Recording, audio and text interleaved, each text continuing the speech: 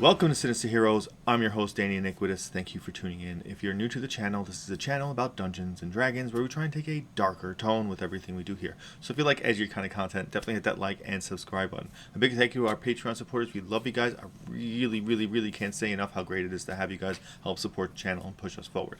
With that out of the way, we're going to talk about this week's video. We're going to talk about the new 2024 Bard. So the Bard, the Bard is a really unique class because it has a very strong support spell list, and a lot of its abilities are meant to be supporting the party members. But they do have a couple of cool subclasses and some cool tricks that they can do.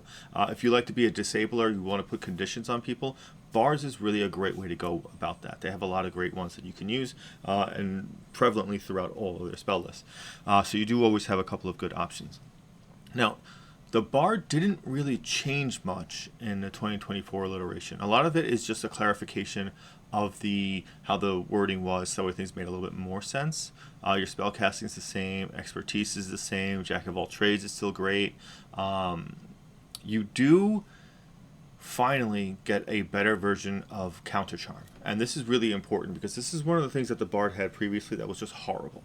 So in the original version, when you use counter charm, you would have to take your entire turn and hope that an enemy casts a charming effect, which is just terrible. You're really just wasting a turn doing nothing, because the opportunity for an enemy spellcaster to charm you after combat has begun is a little wishy-washy.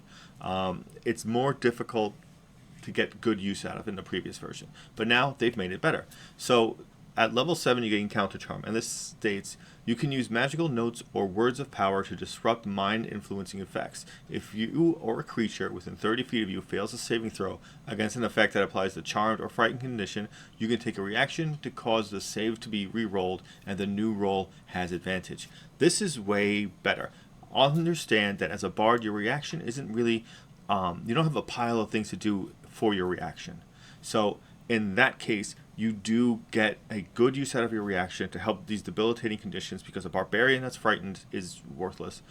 Same thing with a lot of melee fighters. You can't do anything because you can't go towards the enemy. So keeping them going and keeping yourself from falling under these effects is a very big defensive bonus in situations where you fight smarter enemies. Smarter enemies will debilitate you. They will put on these conditions, because if you have half the party frightened or sleeped, that's a big push for them to win the actual fight. Again, it comes down to your DM. I cannot stress the effects of how great charm is against a player, as opposed for a player using it against something else. There's definitely a change of power level at that point. You still gain magical secrets. I'm going to read this just so you can kind of hear what it sounds like. You've learned secrets from various magical traditions. Whenever you reach a bard level, including this one, and the prepared spells number in the bard features table increases, you can choose any of your new prepared spells from the bard, cleric, druid, and wizard spell lists, and the chosen spell counts as a bard spell for you. In addition, whenever you replace a spell prepared for this class, you can replace it with a spell from these lists. So now, obviously we don't level super fast in D&D, but if you hit 10th level, you can pick up a cleric, druid, wizard spell. And also, if you're replacing a spell, you can replace a spell with one of the spells from these spell lists. And being able to do that as you level up is a great opportunity for you to really customize how you want your spells to be, what you want it to look like, and kind of like the influence of the character. But it does give you a better opportunity, as opposed to just changing one spell. From here on out, you can always pick spells from cleric, druid, or wizard, and you can always replace one to gain that cleric, druid, or wizard spell. So it does give you a clarification as to how it really works. At level 18, you gain inspired inspiration. When you have no bardic inspiration uses, you can now have 2 at the start of the combat. At 19, you get the epic boon. That's a whole big thing. And at 20th level, you gain a new ability called Words of Creation. You've mastered 2 words of creation, the words of life and death. Therefore, you always have power word heal and power word kill spells prepared. When you cast either spell, you can target a second creature with it if that creature is within 10 feet of the first target. There are not many spells that do this, and spells of this kind of caliber tend to be rather powerful. They are not low-level spells. They are Ninth level spells. Power word kill will instantly kill someone if it has 100 or fewer hit points. The best thing is it takes 12d12 psychic damage if it doesn't insta die. So that was a big improvement on power word kill. And power word heal is now a wave of energy washing over one creature you can see within range. The target regains all its hit points, and if it was charmed, frightened, paralyzed, or poisoned or stunned, the condition is end. And if the creature was has the prone condition, it can use its reaction to stand up. So both those spells got buffed a little bit. Power word kill, so much better now. But you always have them prepared, and you can hit 2 people with those spells as opposed to just 1. So it is a very, very big change. Now the Bard is something that's really, really interesting. There isn't much to the base for the core Bard in 2024. In the next video, we're going to do all the subclasses, kind of like how we did with the Barbarian. But I want to take this opportunity, because I do have some time, to kind of talk about what a Bard really is. Now, most people consider a Bard just a person with a lute and going around singing songs, and that's kind of just what they do, which isn't wrong by any means. The Bard does have a bunch of different aesthetics to it. So a lot of characters are bards. You know, Robin Hood is a bard, and Robin Hood Men in Tights. I should really clarify that.